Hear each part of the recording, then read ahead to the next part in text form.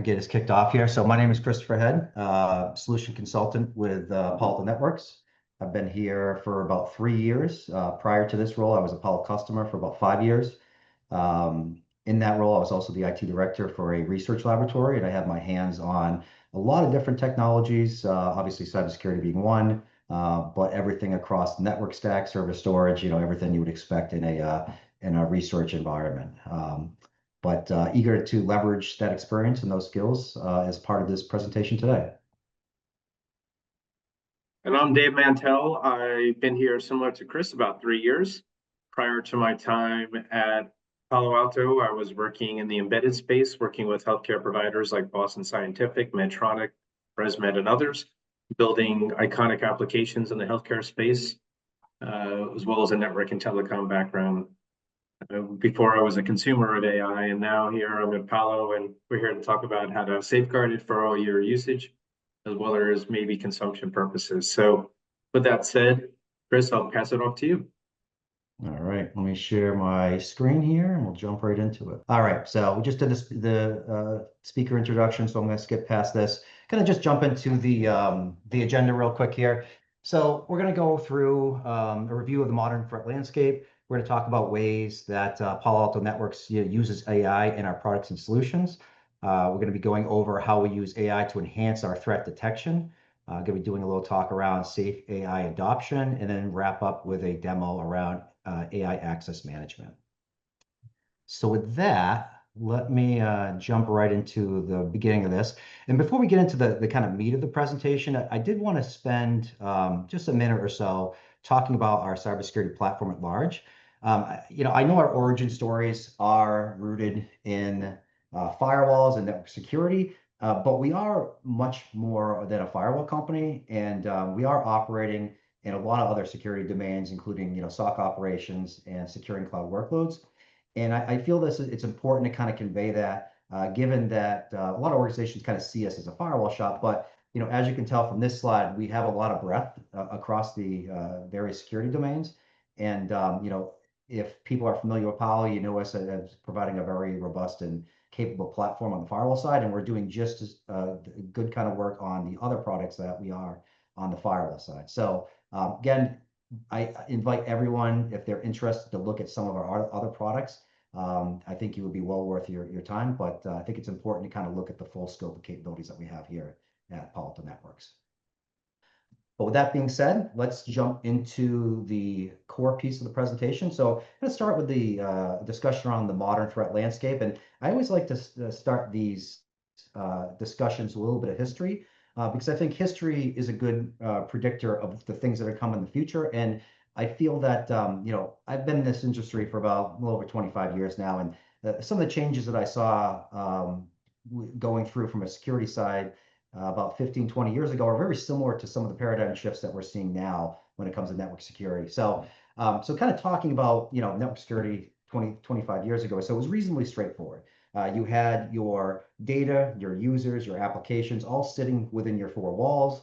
You likely had a firewall or a couple firewalls sitting at the edge of your network for internet egress and ingress. And network security policies were built around the network layer, so layer 3, layer 4. And that was a reasonably straightforward to build out your security posture. It was reasonably effective, but over time, it had some gaps and it had some shortcomings, and that needed to be addressed. So looking back, maybe around the time that Palo started introducing our next generation firewalls, we started to look at other things in order to bolster, our security posture and improve our capabilities when it comes to securing information systems. So it started with, providing visibility on all ports and protocols. Because we all know, you can open up a port on a firewall, and any application can typically run over that port. So we wanted to get away from just poking holes in firewalls, and we wanted to start building policies around our application so we can control the application regardless of where it lives. And then we started looking at other, metrics and other attributes to build into the decision-making process, like who is that user? What should they have access to? Are they authorized to access these particular features? And so start looking at other things like content and looking at URLs and looking at data and looking at the devices that we're communicating with. And that started layering in things like threat prevention, looking at IPS, IDS and trying to detect threats in those flows. And so this was like the shift that we saw like I said, about 20 something years ago or so, moving to these more advanced detection methodologies and more advanced traffic control and transactional controls. And it was a really big shift that I think organizations really needed to go through in order to kind of keep up with the attack landscape. And we're going through a similar shift right now. And this hasn't really changed. It's just been kind of more of the same and accelerating. But, kind of stepping forward about 10, 15 years from the next generation firewall changes, organizations continually to have a larger attack surface. Your applications, your users, and your data does not sit just behind your four walls or just in your data center. It's now everywhere. It's in SaaS apps. It's in private cloud, public cloud. It's on users' laptops, where they work from their house. And then from that connectivity side, they're working from everywhere. They're connecting in from planes, coffee shops, a variety of different connection methodologies.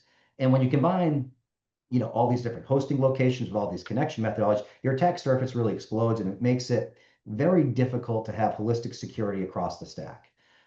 So that, is further compounded by the fact that the security industry at large has developed a new tool every time we see a new problem.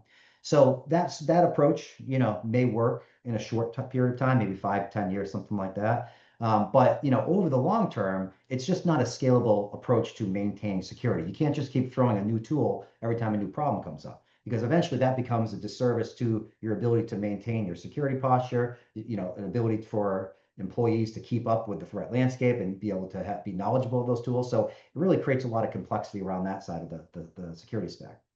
And then to compound that, and one of the main reasons why we're here today is AI and the lower barrier entry that AI is creating for the attackers. And it's pretty amazing to really see this evolve in real time. And it's happening so quick that unless you're really paying attention, you're going to probably miss a lot of things that are happening. But from our perspective here at Palo Alto Networks, we're seeing some of the big things that we're seeing are things like novice attackers being able to become significantly more sophisticated because they're leveraging things like LLMs to improve their ability to build malware or improve their ability to build exploits, or even doing things like jailbreaking LLMs to extract private data out of these systems. And on top of that, they're using it to improve their phishing attacks. A lot of these attacks come from native language speakers, and it's pretty easy to pick out some of the problems in their phishing emails. But with generative AI, it really kind of level sets that playing field and allows them to write emails just like anyone else could. So when you combine all this stuff together, it really creates a lot of new challenges, and the speed and scale at which it's operating is dramatically changing the threat landscape, particularly with those novice hackers that may have never really posed a big threat in the past. And so you take those situations and you kind of look at what we're actually seeing from an actual real world perspective. We're seeing a lot of changes in the speed and scale, and this is just some data to kind of represent that. Looking at building ransomware, a couple years ago we were looking at 12 hours. Now today we're seeing it around 3 hours, and in the future we predict it to be around 15 minutes. Similarly, with compromising environments and exfiltrated data, a couple years ago, 9 days, today around 1 day, in the future around 20 minutes. Vulnerability exploitation, same kind of trend, 9 weeks to 1 week to less than 60 minutes in the next couple years. And regardless of what these times look like, because someone may question, hey, is this really 15, 20 minutes? That's somewhat irrelevant. The point is that the trend is clear. These types of threats are accelerating. They're not slowing down. And given the exploration or expansion of the attack surface, given the fact that more novice attackers have access to advanced tools, you start looking at this picture and you say, wow, what does the future really hold? Because if this is the continual acceleration of these types of threats, we definitely need a different way to go after these new and emerging threats, because a lot of stuff we're seeing are things we've never seen before. These aren't threats that we're not talking about signatures or threats we have signatures for, things we've seen. We're seeing new stuff coming out of these types of these types of attackers, and that's a real problem. On top of that, organizations still have the same old problems that they're faced with. I always like to call IoT because it's a significant blind spot. IoT devices, they're difficult to secure.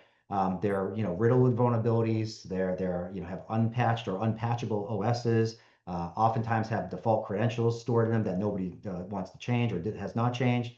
And it's really, it's a pretty significant attack vector, especially since IoT devices are expected to continue to grow for, operational type use cases, but also for clinical care. And again, that's another piece that organizations need to be confronted with and need to secure. Same thing, the proliferation of SaaS apps. Your data is everywhere. Your attack surface is growing. Phishing attacks continue to grow. Abusive DNS continue to grow. And I could go on and on about all the different things in this list here, but the point is that organizations are faced with a mountain of threat vectors and different techniques that are being used against them. And we really need a different way to go about securing this. So I think, one of the most important things I think to take away, at least at this stage of the presentation, or really taking anything away, at least from my talk track, is that, signature-based detection methodologies are not enough. Attackers are using new detection or new attack methods, and organizations are really required to start leveraging new detection capabilities. We can't continue to rely on, using the things we know as a way to protect environments, because it's the things we don't know about that are circumventing security, that are catching people off guard, and really working their way into networks and exfiltrating, data and creating all sorts of problems for organizations. So I'd say that is probably one of the biggest, most important things to be aware of at this stage. And this isn't specific to Palo. This is just the industry at large. Organizations need to be aware of this, and they need to start acting now, because it's moving very fast, and it's only going to continue to excel.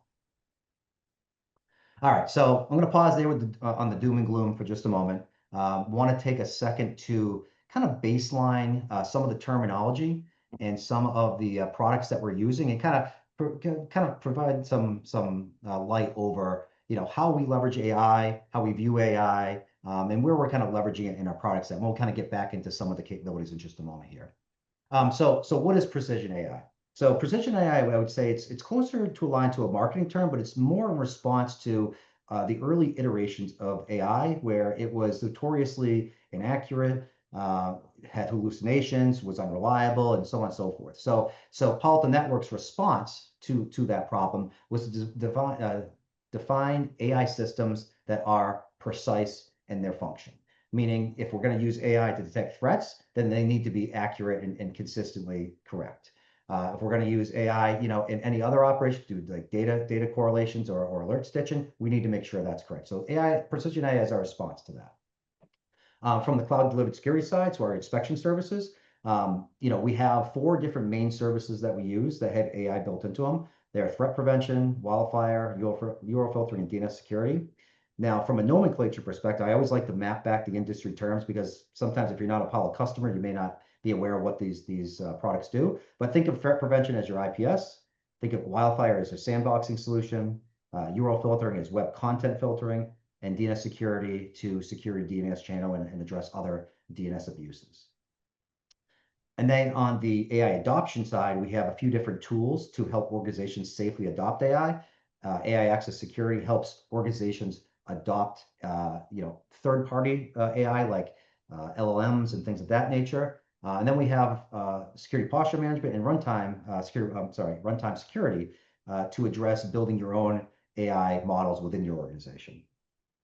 Then on top of that, we have AI built into our SOC operation tool, XIM, to enhance automations and the ability to stitch alerts together. And last but not least, we have our copilots. Copilots are really cool because they're allowed to, not really allowed, but the function they provide, they're built into a lot of our product UIs, and they allow us to ask natural language queries, such as are we affected by the CVE, or what is my most risky user, or how much data did this specific application transfer on this time period? Questions like that you can get by manually going through the UI, but having a tool to spit that out using a natural query is a pretty slick thing to have at your disposal. Okay, so let's talk about how we use AI to enhance threat detection.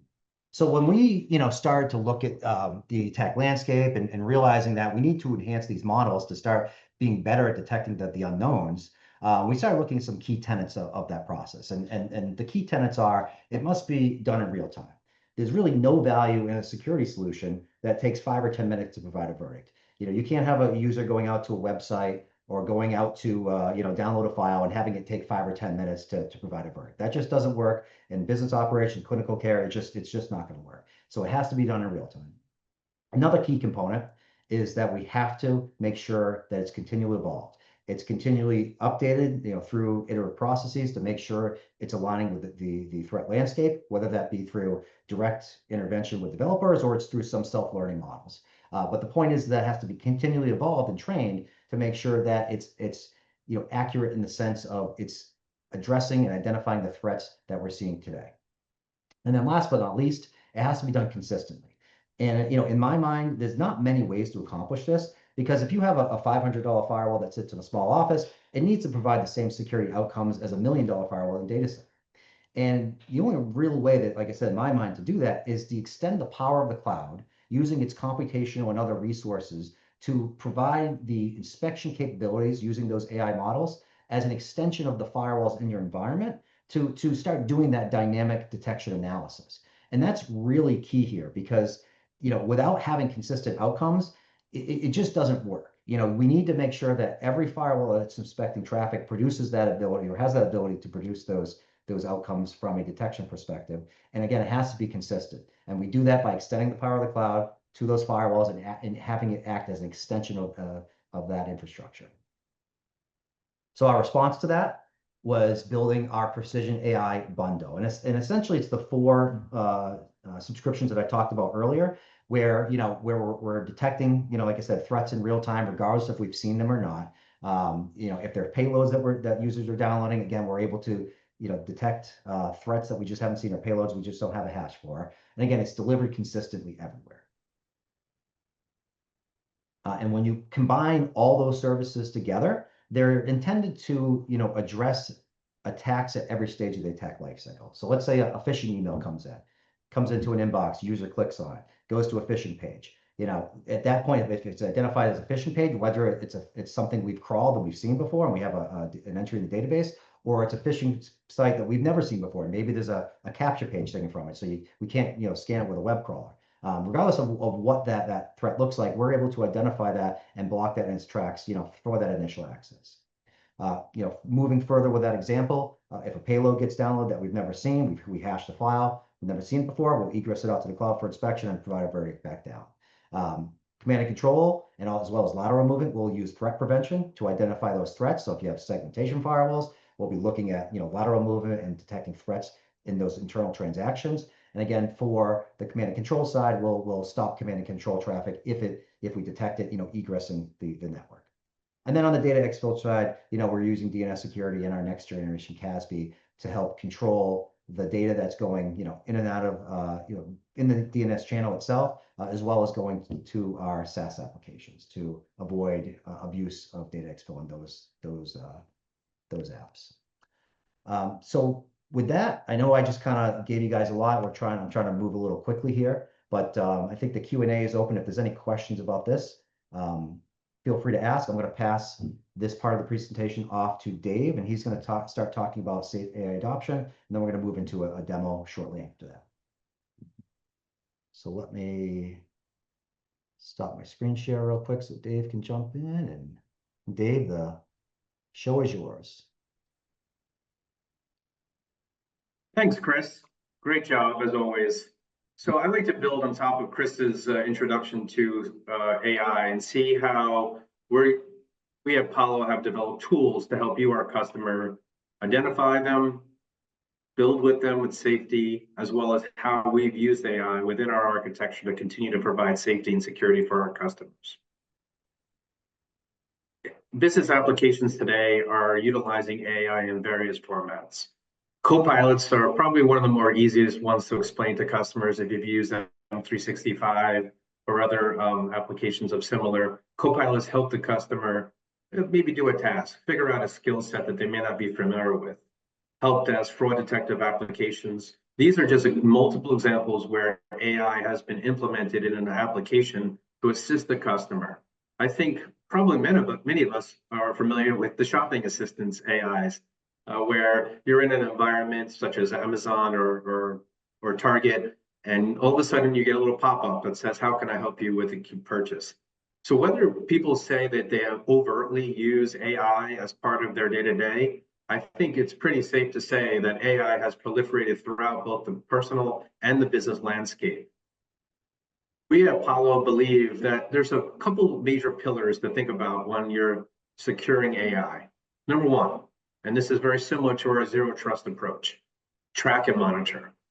With the proper visibility, you can start to build policies, objects, and recommendations to identify whether or not that connection is quality or is it suspect.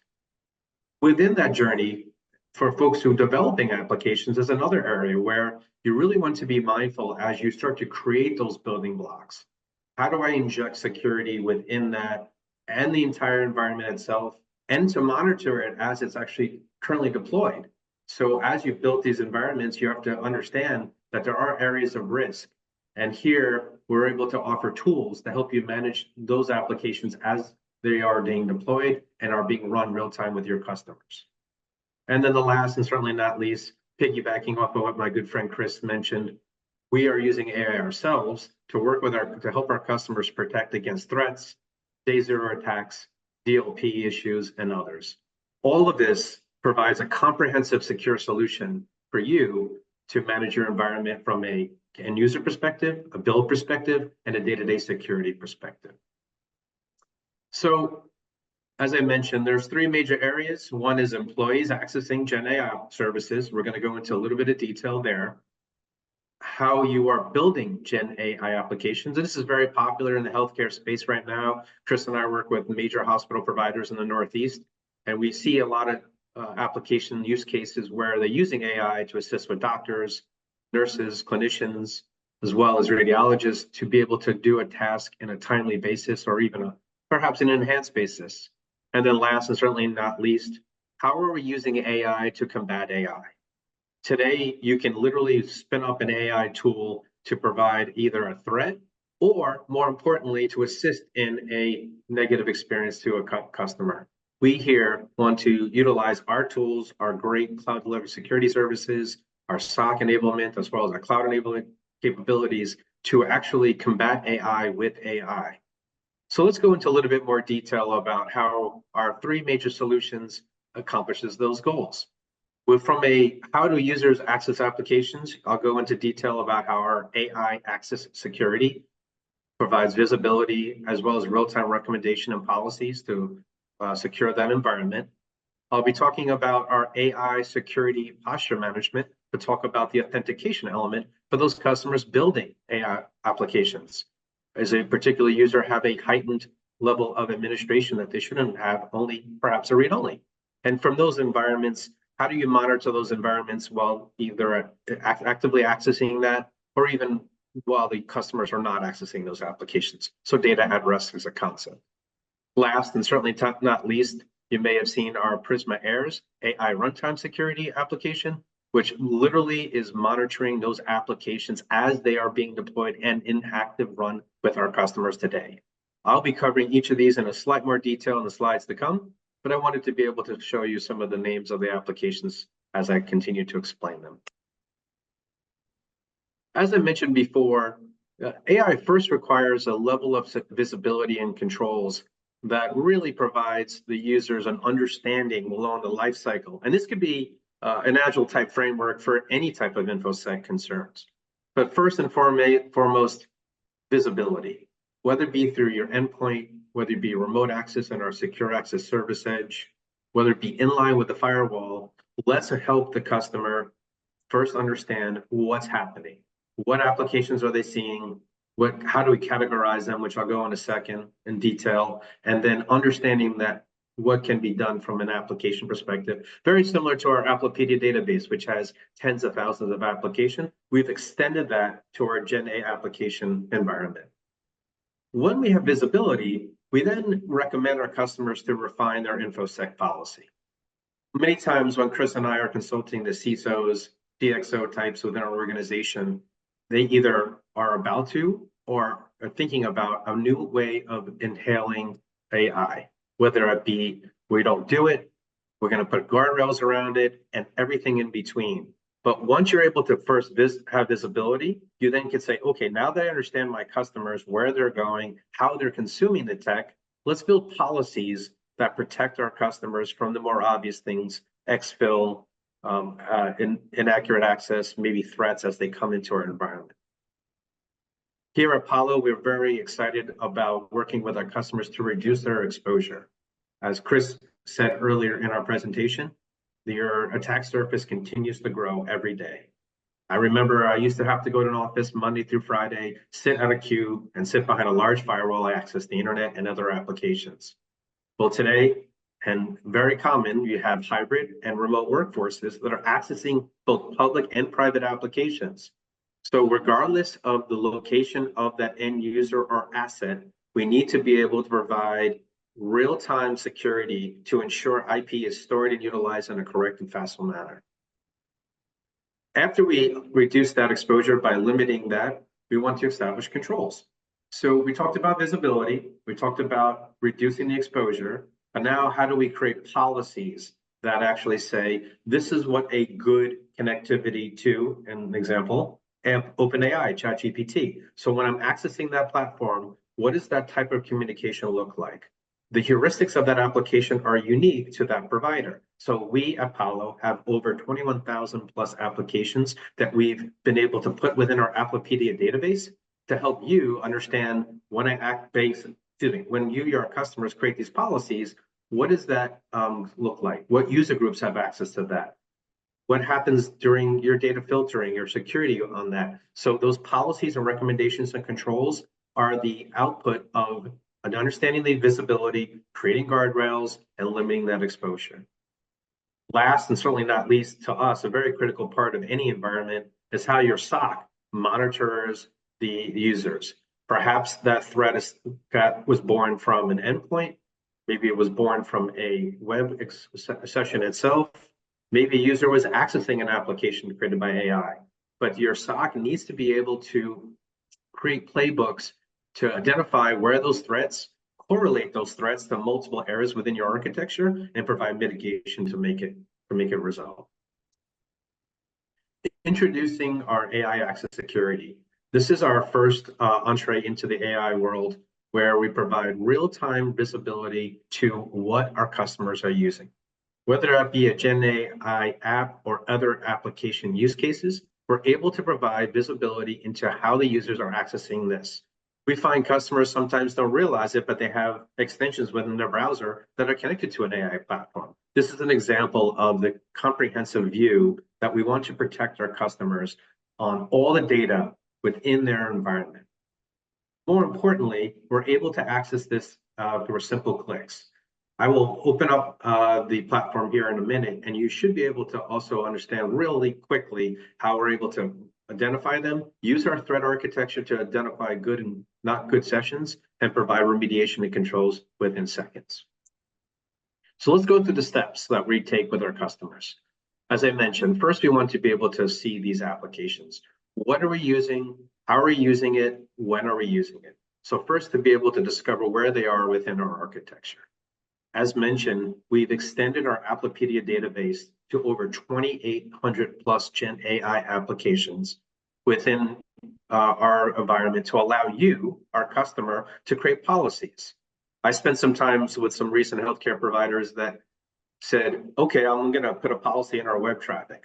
Wouldn't it be great to provide a specific group-based policy for those who need it? Maybe your folks in HR need access to Grammarly to help write responses to resumes. Maybe your legal team needs to be able to access an Adobe environment that you've built for them. So to be able to provide the same functionality as we have in the past with our App ID architecture, but now extended to our Gen AI application environment, you can start to imagine that we're able to control and mitigate any concerns within those policies. Each of these Gen AI applications has unique attributes. And so we have identified up to 80 plus attributes per application of what we're monitoring, including compliance. So perhaps you want to make sure that if the user is using a particular AI application, does it meet HIPAA compliance? What about GDPR? What about a particular SOC compliance? We have been able to provide these attributes to you, our customer. So as you have visibility, are they meeting these attributes when they're in there? One of the biggest tenets of our architecture is to classify these applications into three major categories. Sanctioned, those are the ones that your organization has approved and handling as part of your environment. Tolerated, maybe you're allowing your users to access things such as Gmail or a personal a website as such. And then last, unsanctioned. Those are the applications that completely no-go that you're not allowed to do. Similar paradigm model, we apply it to our GenAI application environment. And by you, the administrator, you simply categorize these GenAI applications, and then within seconds, you have real-time controls and command. And so that allows you to have full visibility within the environment by simply putting into these categories and classifications. And of course, we would be remiss without saying that not only do we give you the visibility, but based upon the tens and thousands of firewalls around the world, we're able to provide you, our customer, best practices of how to secure this.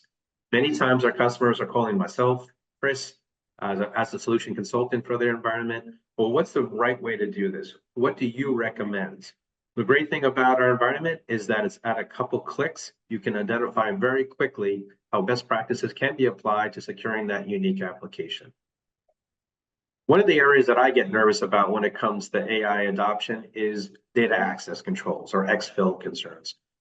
Our platform is a real-time EDM and OCR matching that allows us to identify any concerns about context-aware models to secure your data. These inline policies provide real-time data exfiltration protection to ensure your users are not allowed to use that. And we also offer coaching. So if a user for some reason is accessing a sanctioned application and they accidentally put in sensitive data, you can see the visual here where our Prisma Access agent is notifying the customer that, by the way, what you're doing is not within the corporate policy. These are very important ways to help our customers understand, because very often customers don't understand that they're doing something incorrectly. But we're here to coach them. We're here to protect your secure information. And as you can see here, very simple controls to make certain that our customers are using the tech correctly. Another way that customers are looking at this is through enterprise browsers. We have launched our enterprise browser named Prisma Access Browser a year or two ago from the acquisition of the company Talon. And in this enterprise browser space, we're able to contain that environment and protect around things like exfiltration data access controls. This environment does things such as mitigate against printing, screen sharing, copying and pasting an environment. And this enterprise browser environment itself is secured. And as you can imagine, data access controls can be applied here as well. And so as you can start to see, whether you're using a web client itself, using enterprise browser, we're able to provide a variety of data access controls for you, our customer, to access quality data. We also provide real-time security to all the SaaS applications. I think we all live within a web browser today for about 80 to 90% of our day to access anything from email to ERP applications to service requests and simple database applications. Well, these GenAI applications is a larger extension of our SaaS database to allow you, our customers, to create unique applications. An area that people may not really understand within the SaaS world that really is an area that we are protecting against AI applications is all these AI bots. Whether that be through M365, Adobe, Grammarly, or others, these AI bots seem very helpful, but unfortunately, they're downloading content onto your desktop into providing a helping service. Well, what is it doing? It's capturing that data real time while the customer is accessing your corporate data. And this platform will actually, within the attributes, helps you identify, wait a minute, that AI bot is currently monitoring endpoint 1234. Let me help control, mitigate against any concern there. This plus our incredibly large database of threats, part of our advanced threat protection environment, can identify malicious URLs, threats that we have detected, day zero attacks. So as these customers of yours that are accessing this data, leveraging that threat infrastructure to make sure that that communication is solid, all within an environment and by the full posture capability. Last and certainly not least, the last step is to continually monitor it. So we built the mousetrap, we provided the controls, we've made sure exfil concerns are not there, we've created policies, and now we have to continue to monitor by providing categories for you, our customers, to simply put those applications where you are. You'll see here from my screen and in the demo in a second that when the platform wakes up and starts looking at your environment, it quickly puts the top 4 use cases available on the slide. And so that you can identify, okay, all my customers happen to be doing a grammar-based application. Oh, they're doing writing assistance. Great way to help manage, monitor, and categorize all the volume of activity for you. For those who need compliance reports, for your folks in the security space, we do offer full reporting capability to align for any particular output of GDPR, HIPAA, and other. Very simple, couple clicks, scheduled, ad hoc, and others. And then, of course, as I said earlier, recommendations to strengthen those controls. So I talked very quickly about consuming the tech. What about those customers building with AI? I wanted to take a second here to take a look at a simple architecture for an AI application. As you can see, there's so much different pieces of this environment that are unique to how that, whether that be through the infrastructure itself on VMs, CPUs in cloud service providers. The models themselves vary from Gemini, ChatGPT. I highly recommend looking at Claude if you haven't already. From a GPT perspective, it's a very helpful tool. But in addition, these data sets, these plugins, they sit all over the world in various formats. So what I did here is able to break out an example of anatomy of our typical AI application. And as you can start to see here, there are various areas within here that can leverage those threats, whether that be the workloads talking to the LLMs themselves, the plugins through APIs. We've been able to inject our technology all throughout this entire workflow to ensure, as they deploy, build, and architect, that security is kept in mind from the beginning. Chris and I say the word shift left maybe 2 to 3 times a day, if not more, with customers as they're building the application, because if you build with security versus adopting security after the fact, you can ensure proper compliance and alliance to your security policies. Of course, you can do it after the fact, but if you keep security in mind as you build these applications, I promise you, your time to market will be decreased to be able to launch these applications in a safe, facile, easy manner. The security posture management does something in addition to protecting those runtimes.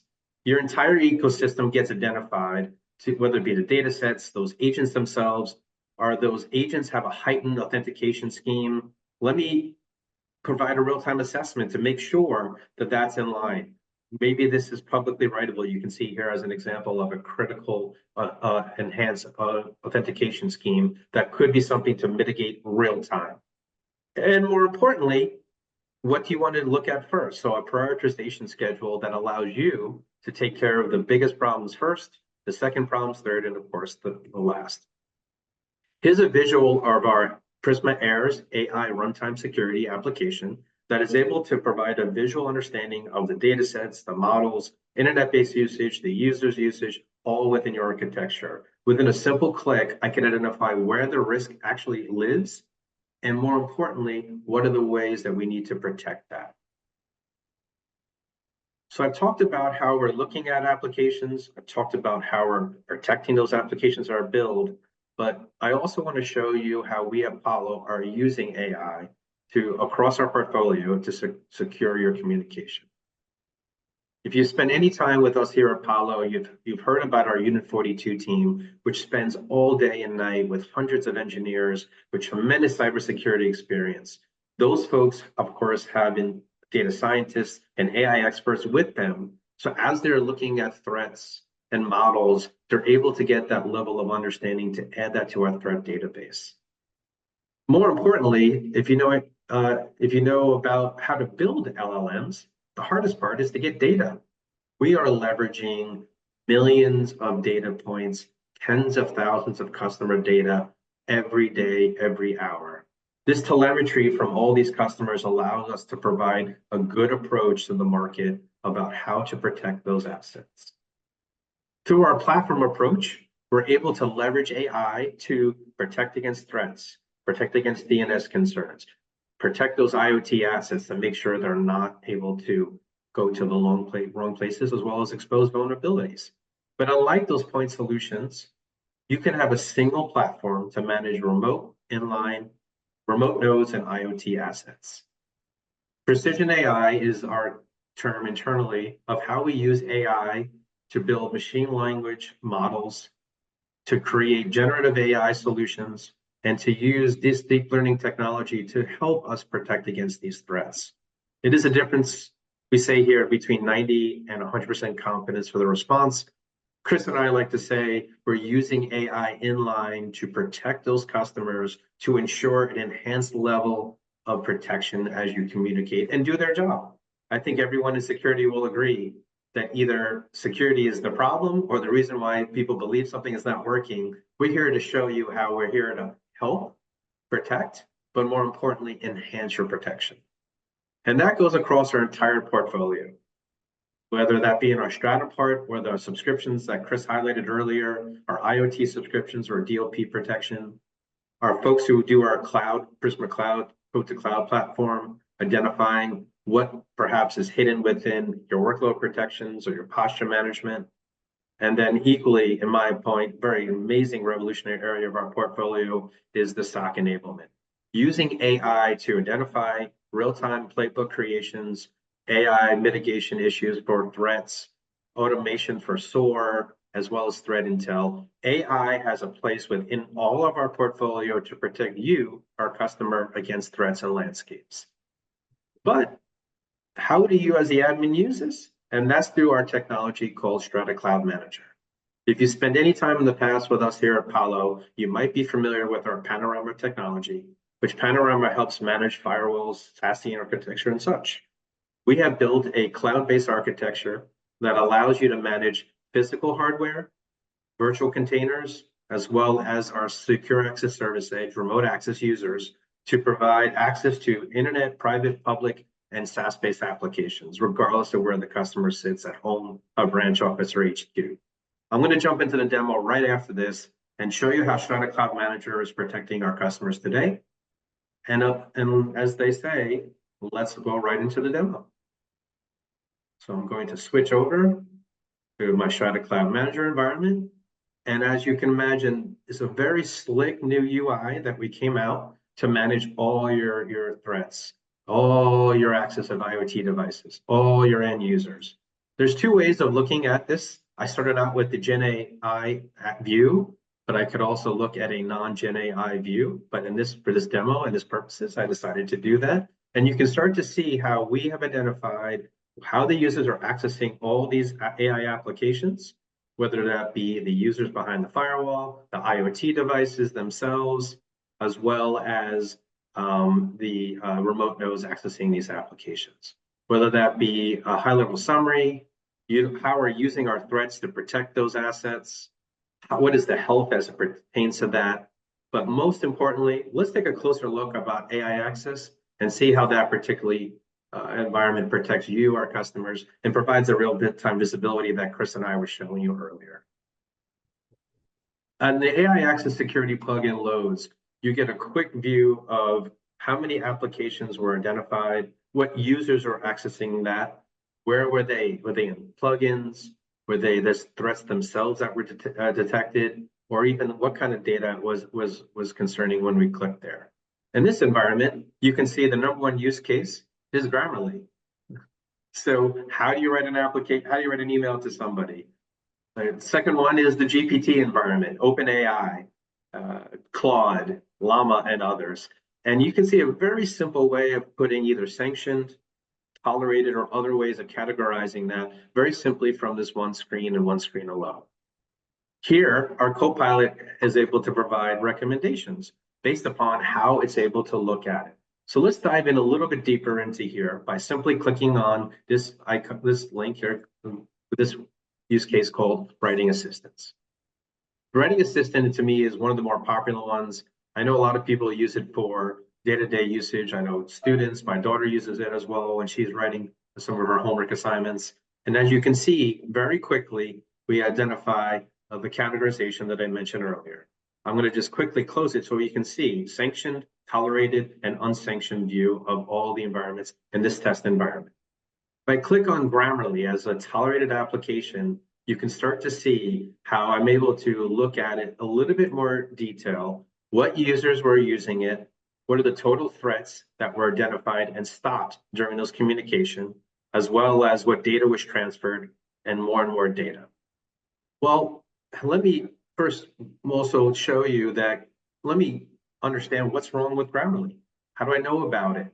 Risk categorization is a simple way to create policies, as well as what rules today are currently using access to this application.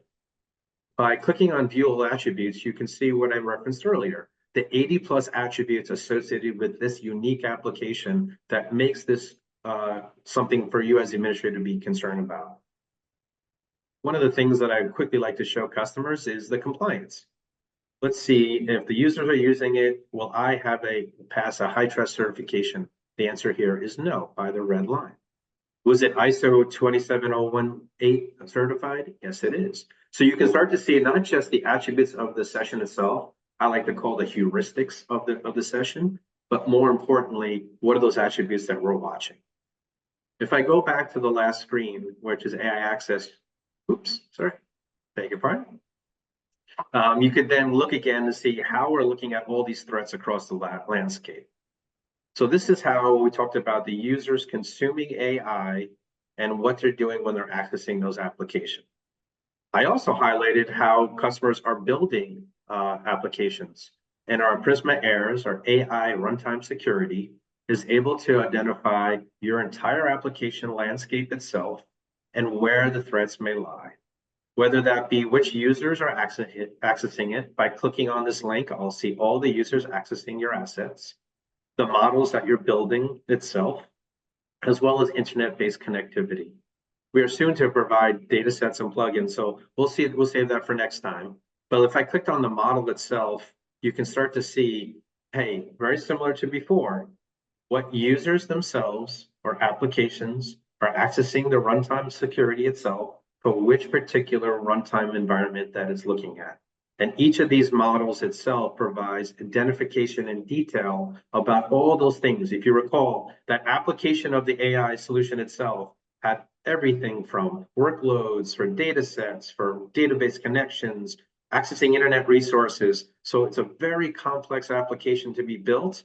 But we here at Palo want to offer you, our customer, security and safety as you go out into the wild.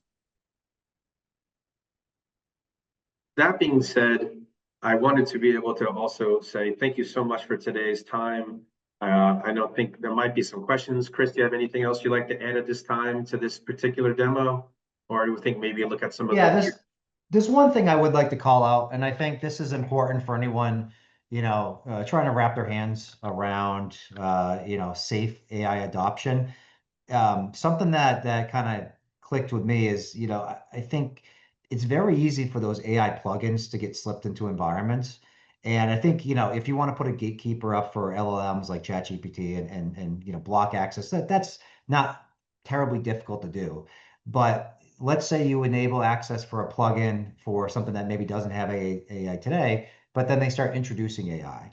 Or some variation of that where they're able to circumvent administrator policies to install it because maybe it's installed at a location that's not being controlled at this point. I think that's one area that this tool can help surface, not Prisma AIRS, but Prisma Access or AI Access Security, is it's able to surface those types of issues in your environment that may be very difficult to manage and identify on your own. And I think that's the stuff that, to me, as a former director and managing, a department with these types of risks, that's something to me that I would be like, oh, hey, I would want to know about that, because that's the type of stuff that goes below the radar. You don't realize it till it's a problem. Then when it's a problem, then you're playing catch up, and reacting to the issue. So I did want to call that out because that's something that that is kind of relevant to me given my experience.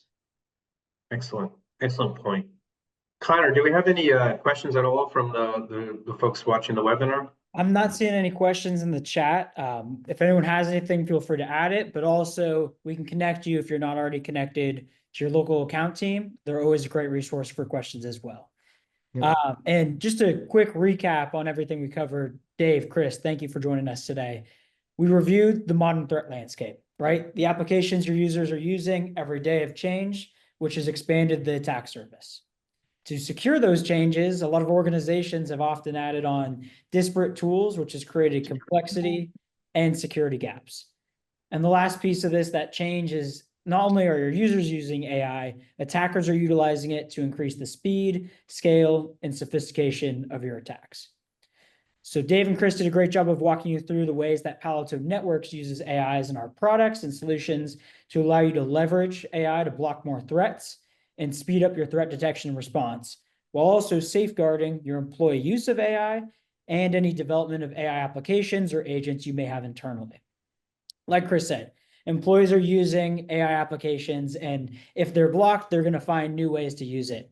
CEOs are being asked by their boards how they're going to leverage AI to improve the patient experience and also improve their care provider efficiency. Our platform will safely accelerate those AI initiatives that you have and also enable safe AI adoption, allowing your users to take advantage of the productivity while keeping the sensitive patient data that you guys have safe. Like I mentioned, if you have any questions or you want to see more, please reach out to your local account team. If you have not been connected, I am dropping my information in the chat and can help you get connected from there. This webinar series is part of a healthcare specific webinar series we have led by technical experts like Dave and Chris. We're from our healthcare team. We focus solely on care providers like yourselves. The next webinar series is actually going to dive deeper on some of these AI challenges and also SaaS security challenges and how we've been helping our customers prepare for potential HIPAA security updates and increase visibility and control over those new SaaS applications and employee generative AI applications we're seeing out there today. Thank you all for joining us. We appreciate your time, and we will talk to you all soon.